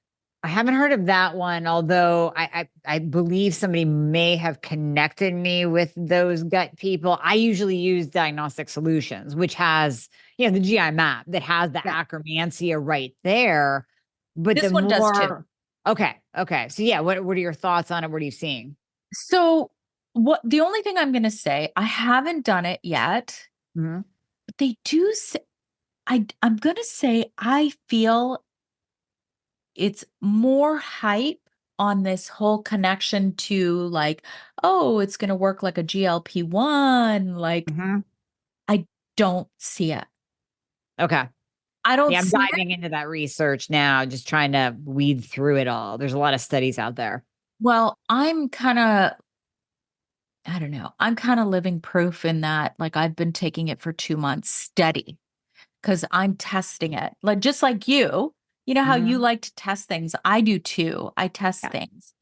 And like, I don't see anything, but I got a lot of other stuff going on too right now. So maybe I'm not, it's not the perfect environment for me to say it doesn't work, but I don't see it. I'm just taking it because they do say having akkermansia just is a beneficial environment for your gut microbiome. So that's what that's why I'm doing it. And I'm only going to do 3 months. I'm only going to pulse it because too much is also not good either. Mhm. Right. Right. So I have a couple different thoughts for you. Number one, I want to send you Metabolism Fixer because that has the T2 in it and it has suppressa in it, which suppresses the appetite. I want you to stack that with the Akkermansia and see if that bundle doesn't affect your appetite. And obviously, we don't want it to be like a weight loss drug, like we talked about. We don't want it crushing your appetite to where you're not going to eat your protein, you're not going to want to eat. That's bad. But I think if it takes the edge off, that'll be an interesting experiment. My second question to you is, because you deal so much with metabolism, I mean, you just said that you did a special training or got your degree in metabolic disorders, correct? I am a certified metabolic balance coach. Okay, that's So, amazing. So with that, are you noticing any tie-in with Akkermansia lowering insulin resistance and improving metabolic disease? I don't know. I I Okay. I couldn't tell you. That'll be I your don't job, know. is to dive into that dive Yeah, into that because research and then pair it with Metabolism Fixer. Yeah. so interesting because I do find I have my mom's like this too. She has a higher HbA1c, but hers started much later. It Mm, started after 75. And so for me, that's everything's starting like early, right? Like I feel like, I don't know. I do feel like not having the gland puts you at a little bit of a disadvantage. It's kind of like people who don't have a gallbladder. They kind of have to mhm. be a little bit careful about the fat that they eat. Yeah. My husband doesn't have a gallbladder. So Mhm. for him, I'm always giving him ox bile. So by the way, that's another big supplement for people who are listening. If you don't have a gallbladder, or if you're eating a high fat food and you get that gallbladder pain, you Mhm. can like if you know you have gallstones, taking ox bile, so important. Yeah. So important. So important. And you can get higher doses. There is a company, but I don't know if they're in the US. They're called Vitazan. They have a higher dose of ox bile, which is really good for my husband. He never Mhm. has issues if he has a higher fat food. Mhm. Now, back to the whole metabolism thing. I have, since I had my thyroid out, so from age 41 to 54, I have had variances of 25 pounds up and Mhm. down, up and Yep. down. And so for me, I'm always looking for what can I do that's going to keep me the most stable without doing something extreme. That's Right. why I went and I did the program and became a metabolic balance coach, because it's very sensible where you're eating a variety of foods, which is something I believe that we need to eat a variety of foods because Mhm. that's good for our microbiome, right? Right. And it's kept me the most stable that I've been since I had my thyroid out.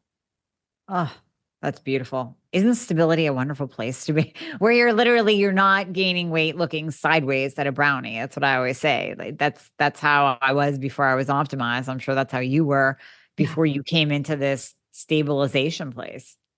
But anybody who has had thyroid problems would know that like this is very emotional for me, and I'm sure you would feel this too, where you wake up at 3 in the morning and go, holy shit, I'm gaining weight again.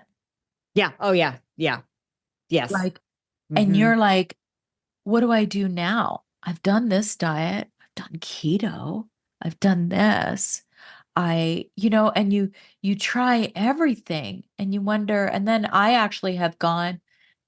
went to Sedona in 2022 and I call her my spiritual hypnotist. And I sat with her for 2 hours and we worked on clearing limiting beliefs, which is something that I'm a big believer in, right? Hmm. Because Yes. what do they say? They say, oh, once you lose your thyroid, you're going to get fat. Once you hit menopause, you're going to get fat. Everything's going to go downhill. And so I left Sedona with this little box and it had a crystal on it.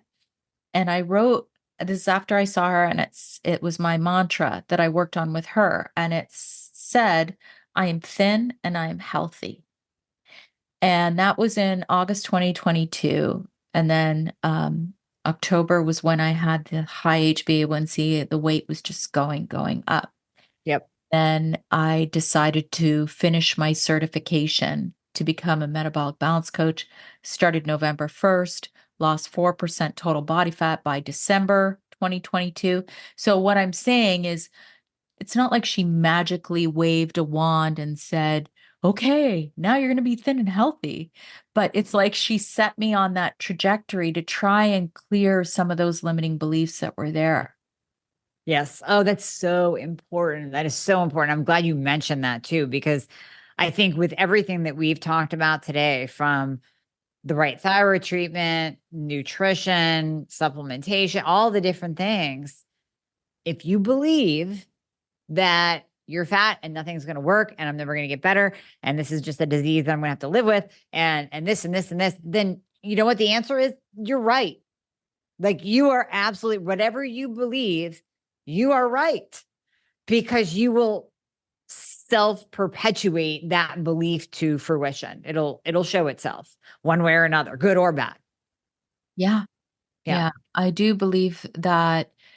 And some people need to get help to figure Hmm. out how to, whatever resonates with you may not resonate with me, and vice versa.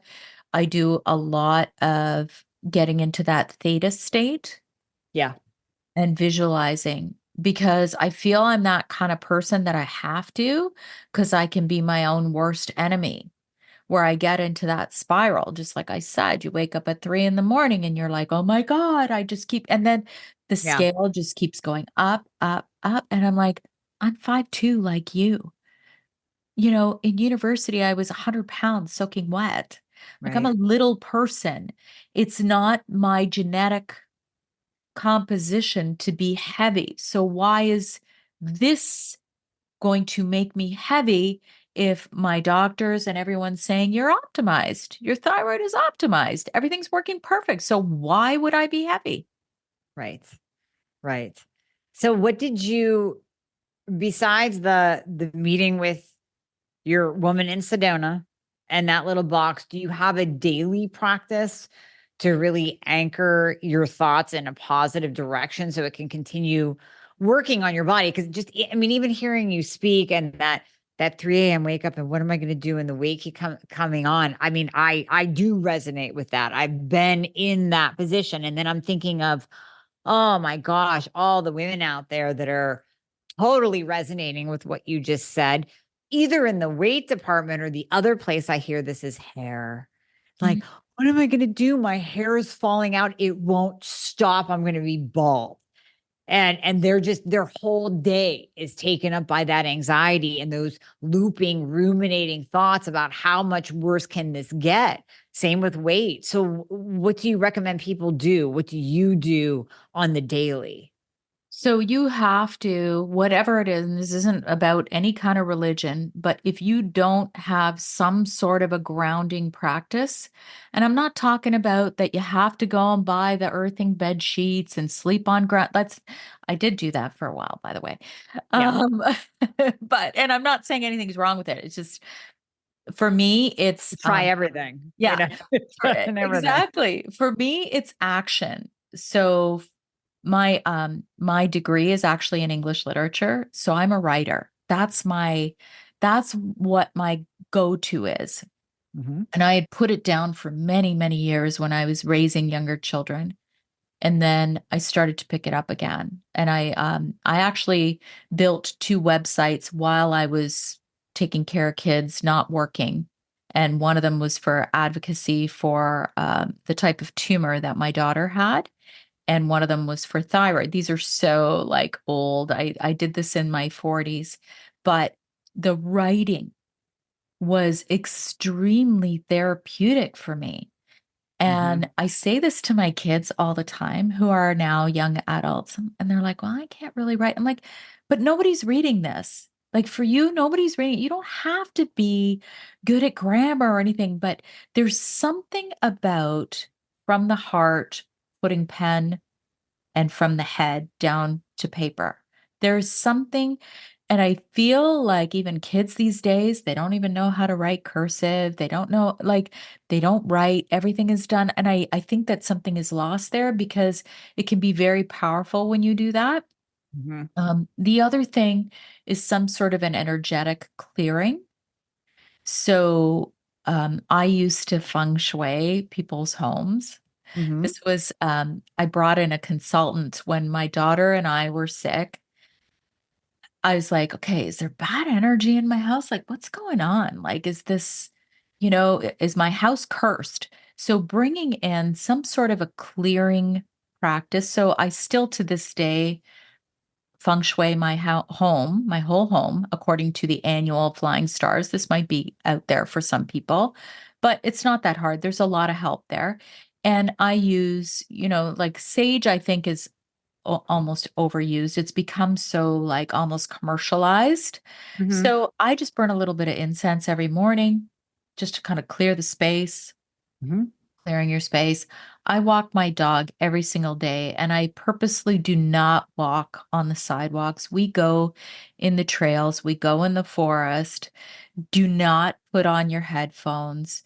Take those headphones off. Pay attention to what signs are there because often those little signs can give you hope Hmm. for a change or for something different. Like I feel like we just deflect every day. We Yeah. deflect and then look for an easy way. Mind you, there are some easy things that I do do. I do brain tap or Yep. Newcom Yep. almost daily, but that helps get my brain there, which I need a little bit of help. That gets Yeah. me into that theta state. So It those does. are some practices that I feel are extremely powerful for anyone who's looking for a change and you're grasping at straws and trying everything just like the earthing bed sheets. I mean, I shouldn't say that because for some people it works. Yeah. It does, but it just Yeah. didn't for me. But just saying. Yeah, exactly. No, I love all of that. And actually, you just hit me between the eyes with a statement. So I am going to promise you that I will change that. I too walk my dog every morning and I have my earphones in and I'm answering emails and I'm getting work done. And you're so right. I mean, what I preach to people is don't do that and be with your dog, be in your environment, be in nature. And so you just kind of slap me upside the head with that one. So I'll change it. I'll But change think it because about you're it, like right. Right. you see people jog like I will okay, I'm like I've turned into this such the geek. I'll go for my walks and then I'll be like, "Oh," and my dog's name's Gracie. I'll be like, "Gracie, look at that cardinal. It's like right Hmm. there in front of us." And then somebody will go jogging by with headphones on. They have no idea what's going on around them. And I'm like, "You're missing it. You're missing this, you know?" Yeah, I know. It's true. It's so true. Yeah. Oh my gosh, Sandy, this has been such an amazing 2-hour long conversation. I absolutely love it. We jive on so many things. We do. I mean, we could probably keep going, but we both have to wrap it up and get on with our day. So for my audience, can you tell them where they can find you? And we're also going to put in, you had mentioned this earlier about the, I'm trying to find it here. Wait, where did it go? The Essential Thyroid Guide. Yeah, it's on Amazon. So we're going to put that link into the show notes for both the United States and Canada. I love that you wrote this. I love that you wrote an Essential Thyroid Guide. So many people need it. So can you tell people where they can find you? And then we'll put that link in the show notes as well. Yes, it's just Sandy K Nutrition everywhere. Anywhere you do social media, just look for Sandy K Nutrition. I'm on TikTok, Facebook, Instagram, Rumble, YouTube. Mhm. I'm trying a Substack as Mhm. well, but I'm finding that it's taking away from what I really want to do, which is finish my book. And the Essential Thyroid Guide, the reason I wrote it is because when I started to do my research, I didn't really want this 250-page clinical book. I wanted the Coles notes to get me started, which is why I wrote this, because it gives you the Coles notes. It's Yeah. not going deep in a clinical sense on things that some people don't want. If you want that, get a clinical book and learn about it. The Right. Essential Thyroid Guide is just simply, what do I need to know as the basics? Because people don't even realize, like what we were talking about, that toxins, could be a major factor in thyroid health. Yep. So that's why I wrote that. But yes, I'm Sandy K Nutrition everywhere. That makes it so easy. Beautiful. So easy. So easy. Yeah. Yeah. And then for your people to kind of close out your podcast. So since this is a joint podcast. Oh, yes, yes, yes. Yeah. And where can we find you? And where can we find you? So I couldn't get Dr. Amie everywhere. That's actually what I wanted. So Instagram is at Dr. Amie Hornaman. And then Facebook, we have a Facebook group called Girl Fix Your Thyroid. Anybody can join it. And in there, you can post your questions, you can post your labs. I'm in there answering. For the people that are like, this is what I'm on, and these are my labs, and I feel like garbage. What should I do? Or I haven't been diagnosed yet. These are my labs. What should I do? Do I have a problem? I don't know. My doctors keep telling me I'm normal. So we do have that Facebook group, and that's where I like to shuttle people, because that's a great place to kind of get to know me, and then I can help you free of charge in that group. And then you can figure out what your next step is. So definitely Instagram, Facebook, YouTube, and then the Thyroid Fixer podcast, of course, that you are on, that we are joint recording right now. Yes. Okay. Perfect. Thank you so much. I loved chatting with you. You know what we need to do? We need to do a second parter on thyroid and longevity. I don't know. I've been digging Yeah. deep on the research on that. And man, like it might not be sexy as a topic for longevity and health span, but I think we can make it sexy. It's important. It's important because I would love to hear your research on thyroid and longevity and how that is connected. I mean, regenerative longevity, I mean, those are the buzzwords these days. So people are interested for sure. So let's do that. We will. We will. All right. Thank you so much, Amie. And thank you, Sandy. I've loved this. This has been so much fun. Yeah. Thanks. I hope you enjoyed this episode. Be sure to share it with someone you know might benefit. And always remember, when you rate, review, subscribe, you help to support my content and help me to keep going and bringing these conversations to you each and every week. Join me next week for a new topic, new guest, new exciting conversations to help you live your best life.